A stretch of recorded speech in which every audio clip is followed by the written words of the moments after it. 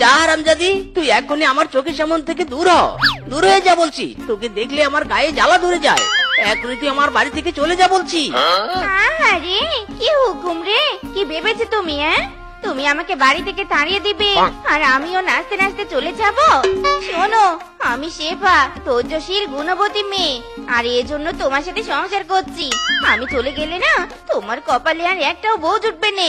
আমার কপালে বউ জুটবে কিনা সেটা তুই এই বাড়ি থেকে বের হয়ে গেলে দেখতে পাবি। ইঁদুরমুখী কোথাকার, তুই এই বাড়ি থেকে বেরিয়ে গেলে 24 ঘন্টার মধ্যে আমি বিয়ে করে সুন্দরী বউ ঘরে তুলবো। This is my challenge. কি কি বললি তুই? আমাকে বিয়ে করে তুই আবার আরেকটা বিয়ে করবি?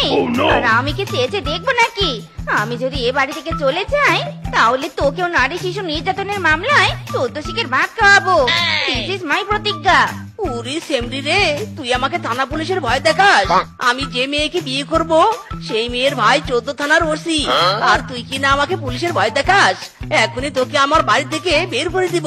দরকার পড়লে আমি তোর ব্যাগটাকে আগে বিদায় করব।